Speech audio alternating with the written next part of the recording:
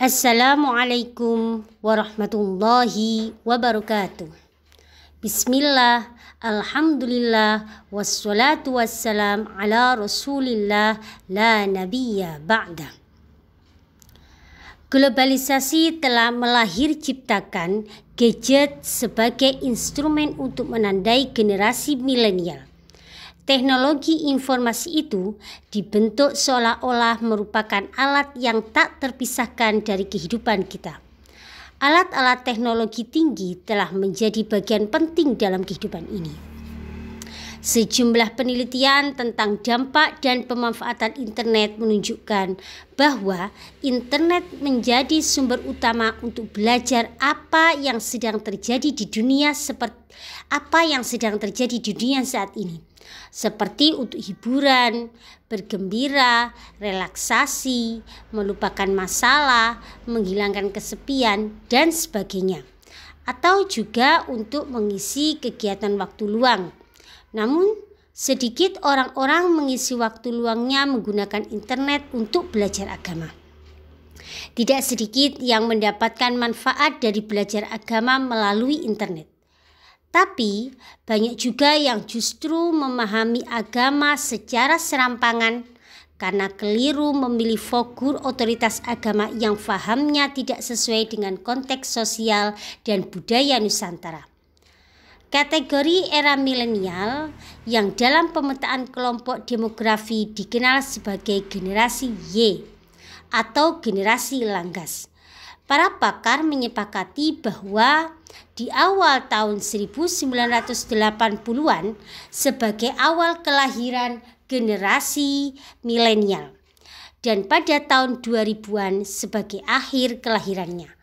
Umumnya generasi milenial merupakan anak-anak dari generasi baby boomers dan Gen X yang tua.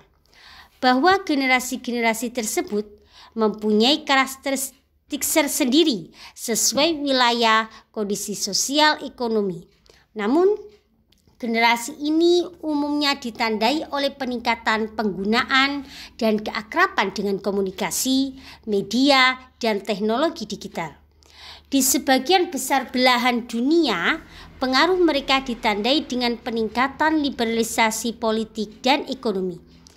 Meskipun pengaruhnya masih diperdebatkan, keakraban generasi milenial dengan media sosial harus dimanfaatkan dengan baik dan dikuasai oleh kader-kader Nahdlatul Ulama atau NU. Saat ini media sosial telah dijadikan medan pertarungan ideologis oleh kelompok-kelompok yang berfaham fundamentalis radikal. Kader milenial NU harus mampu menghadapi dengan mengajukan faham Aswaja An-Nahdiyah yang mengutamakan prinsip ajaran moderat, keseimbangan, adil, dan toleran. Oleh karena itu penting sekali membekali para generasi milenial dengan self-development atau pengembangan diri terlebih dahulu. Misalnya, public speaking. Kemampuan public speaking di era digital ini merupakan salah satu modal pertama untuk berdakwah.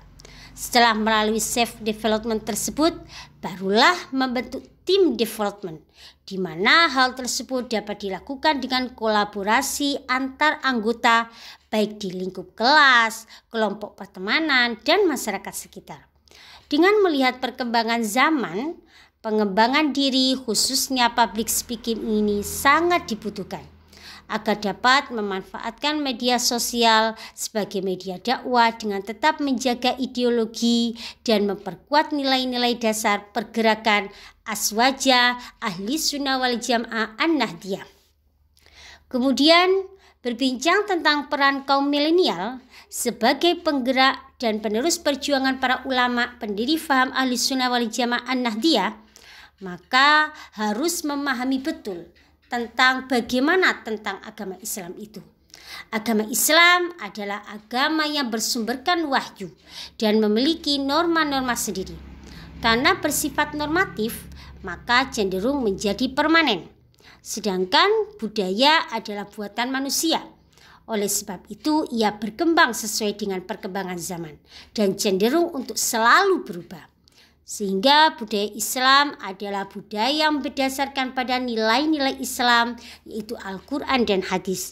Kemudian dalam tubuh kembangnya budaya-budaya tersebut tidak dapat dipandang sebagai suatu perkembangan budaya yang value free atau bebas nilai, tetapi justru value bound atau terikat oleh nilai. Oleh karenanya kesadaran kritis dan inovatif generasi milenial harus dibentuk. Juga budaya berorganisasinya harus dibangun. Dan peran juga diberikan kepada generasi milenial untuk membentuk karakter dan melestarikan budaya bangsa atau budaya wisdom atau lokal wisdom dalam kehidupan sekarang dan selanjutnya. Nahdlatul Ulama sebagai generasi keagamaan dengan ciri mempertahankan tradisi dan budaya masyarakat Indonesia. Contohnya berzikir berjamaah setelah sholat. Berzikir secara berjamaah, berzikir secara berjamaah setelah sholat, jamaah rutin, yasin dan tahlil, ziarah kubur, istighosah, mujahadah, tawassul, berjanji, tibaan, dan manakiban. Dalam rangka merealisasikan budaya Ahlus Sunnah wal Jamaah dibutuhkan pemahaman yang kuat, sehingga diharapkan dapat diaktualisasikan dalam kehidupan, khususnya aktualisasi faham aswaja pada generasi milenial melalui dakwah ukhuwah Islamiyah dan ukhuwah wataniyah. Akhirnya di sini kami bisa berkesimpulan bahwa bagaimana cara internalisasi nilai-nilai aswaja an-nahdiyah di era digital bagi kaum milenial adalah: 1.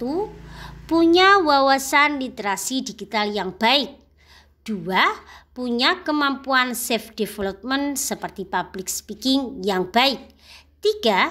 Punya pemahaman tentang nilai-nilai aswaja an-nahdiyah yang luas, terutama yang berhubungan dengan budaya bangsa atau lokal wisdom yang sesuai dengan kehidupan sekarang dan selanjutnya.